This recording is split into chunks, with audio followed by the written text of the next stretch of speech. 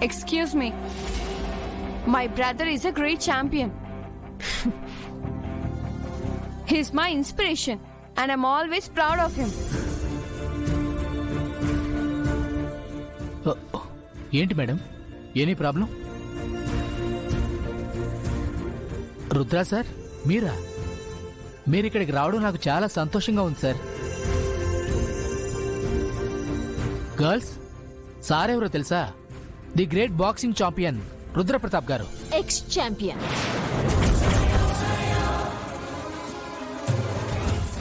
Doping కేసులో పట్టుబడి కెరీరే లేకుండా పోయిన ఎక్స్ ఛాంపియన్ అని కూడా చెప్పండి. అది కాదు మేడం. Shut up. మీరు నన్ను ఇక్కడికి ఎందుకు పిలిపించారు? నేను ఛాంపియన్ కాబట్టి యాజ్ ఎ ఛాంపియన్ వీళ్ళకి బెస్ట్ కోచింగ్ ఇస్తానని, అండ్ వీళ్ళు నన్ను ఇన్స్పిరేషన్ గా తీసుకుంటారని, అంతేనా? Yes madam.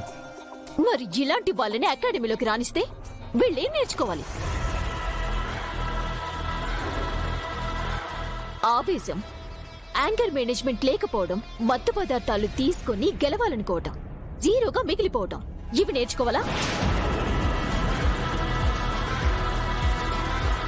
ఇంకా చూస్తారండి మేనేజర్, నేను మీకు ఇందాకే చెప్పాను, నాకు ఏ మాత్రం ఇన్కన్వీనియంట్ గా అనిపించినా వెళ్ళిపోతాను అని.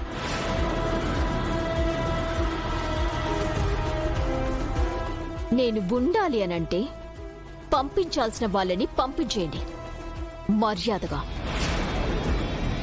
అన్నయ్య, నువ్వు రా అన్నయ్య. Just a minute Sneha. Manager గారు, నేను వీళ్ళతో 2 మాటలు మాట్లాడొచ్చా?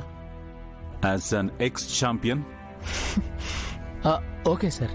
నేను మీ అందరికీ ఒక విషయం చెప్పాలనుకుంటున్నాను. ఆవిడ గారు చెప్పినట్టు నేను ఎక్స్ ఛాంపియన్నే, బట్ ఫెయిల్యూర్ పర్సన్ కాను. ఎందుకంటే నేను ఓటమిని ఒప్పుకోలేదు కాబట్టి. ఓటమనేదేమీ నెగటివిటీ కాదు, ఇట్స్ అన్ ఎక్స్పీరియన్స్. ఏది చెయ్యాలి, ఏది చేయకూడదని నేర్పే ఎక్స్పీరియన్స్.